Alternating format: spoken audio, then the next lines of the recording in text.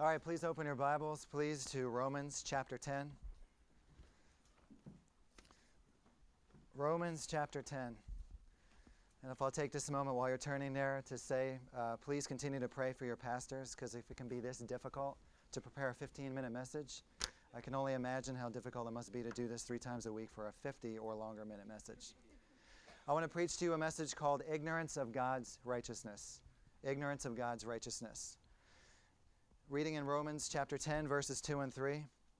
For I bear them record, this is verse 2, that they have a zeal of God, but not according to knowledge. For they, being ignorant of God's righteousness, and going about to establish their own righteousness, have not submitted themselves unto the righteousness of God.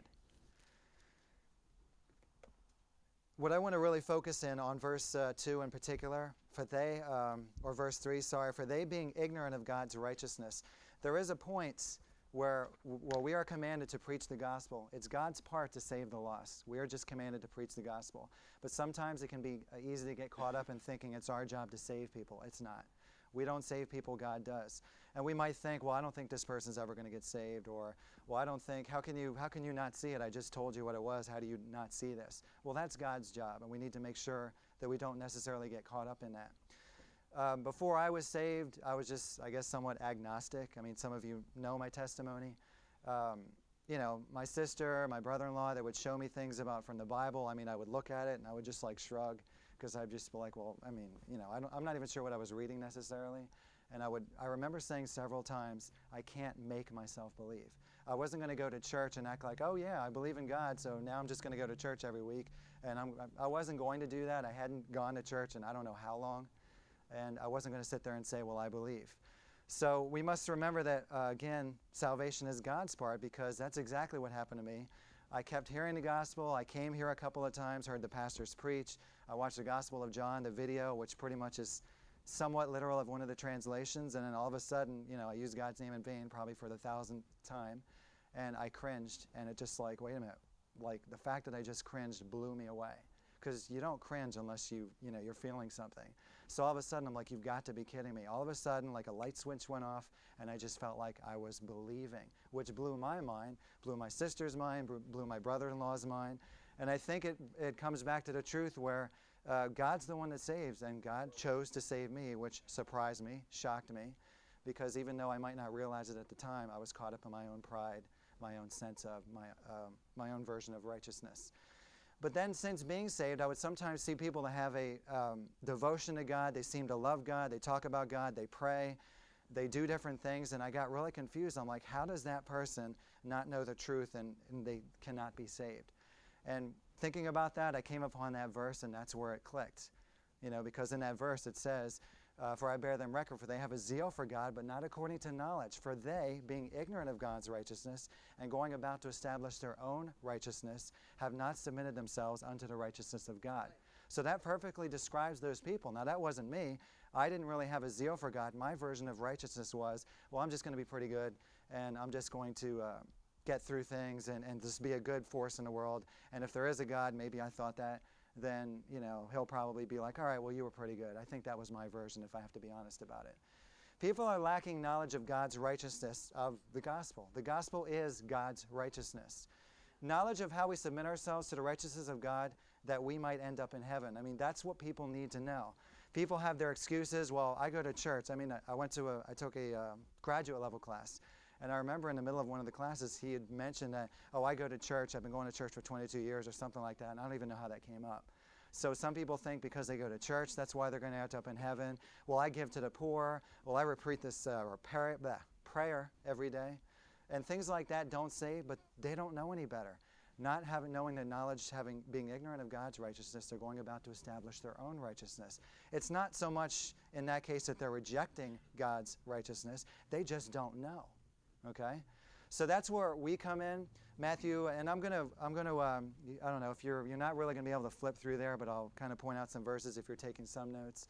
In Matthew 7, verses 21, God even says, not everyone that says unto me, Lord, Lord, shall enter in the kingdom of heaven, but he that does the will of my Father which is in heaven.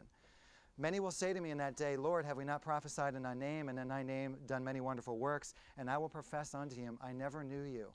Depart from me, ye that work iniquity. There are people that really call him Lord, that do these works, honestly think they're doing it for him, and they're going to be faced with the idea that I don't know you, I never knew you, so depart from me. It's a personal relationship with Jesus Christ that saves, submitting ourselves, our hearts, unto the righteousness of God. Works do not save us, as we all know. Romans 3:28, we conclude that a man is justified by faith without the deeds of the law. Ephesians 2:8-9, for by grace you're saved through faith, and that not of yourselves, it is the gift of God, not of works, lest any man should boast. There's no works whatsoever that we can be saved by. But back in Jesus' day, people were quite knowledgeable of the Old Testament, of this idea of sin, of this idea of there is a God, there is a creator, I am accountable. They knew this. So there was hardly any problem with, well, do you know who God is? Do you realize what sin is? Do you know they knew all of that stuff, I'm sure. But in today's day and age, with the way Satan has taken control of this world, they are quite ignorant, as was I, completely ignorant of God's righteousness. They have a completely false concept of sin. Well, I'm pretty good. Look at this guy. God didn't make me as bad as that. Look at me, I'm pretty good. They have no idea that God cannot let one sin into heaven. If you sin even once, you are, right there, you must face God's judgment, and we would be cast into hell if I was not forgiven. People don't know this. I certainly did not, so I was right there with them.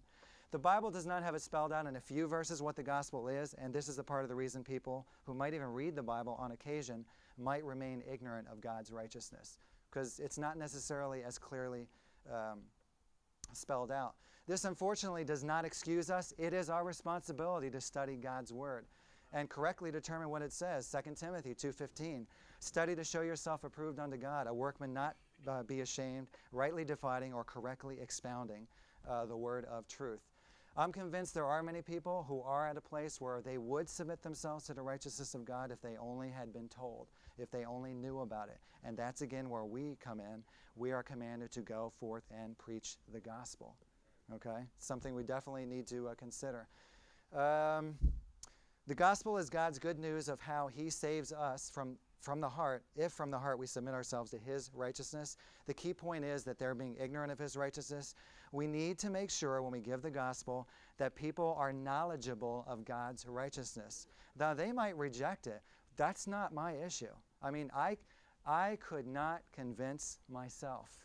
I'm looking at it and I'm like, well, it'd be nice, but I can't make myself believe. I couldn't convince myself. So nobody needs to tell me that I can't convince this person, because I would think I'd be the first person that I would be able to convince. We need to witness to people. We've seen this tract before. It's a tract that's in the back. It's the idea of the accuracy of the gospel in terms of, well, what am I supposed to say to somebody? One thing might be like, well, how do I break the ice to somebody? Sometimes just a direct approach. Just go up to them and say, look, I just want to tell you something that I think is very important, and I think you would agree with me when I tell you this. Now, I'm going to go out on a limb. You might think I'm a little bit crazy, but I think this is important, so just give me the chance to tell you this. I'll tell you this one time. I'm not going to get in your face week after week. It's going to be this one time, but I want to make sure you totally understand what it is I have to tell you. And I think at that point, you probably got their attention. You're being honest. They realize, all right, wow, okay, I'm listening. So at least they're willing to listen at that point and see what it is you have to say. So as you go through this, you might have seen this before. The great thing about this is it's not only for them, it's for you. When you're preaching the gospel, well, I might not remember all the details. Well, they're kind of right here, so that's perfect. And they don't realize you're almost using it as a method of remembering, because I do this. Sometimes I'm like, all right, where am I at? Okay, I'm right here. So God's purpose, it says, is to honor and serve him. We were created to honor and serve God. And the interesting thing is, sometimes I tell people, do you find it strange that people can have the great house, a great spouse, the great job, a lot of money, have unlimited motorcycles and live in West Virginia and still be unhappy about something? Seriously, is it not insane that you could have everything this world has to offer and at the same time something's wrong? Well, what's up with that? Does that ever cross your mind what that something is? All right? You don't necessarily have a peace in your heart because, we're not living for the purpose that God created us. So then turning to the second one, it says mankind's problem, sin. And this is the one you really need to focus on because people don't get it. I did not get it. Seriously, I thought I was much better than the person that was like next to me. All right, well, that's not good enough. God's level of goodness is much better than mine.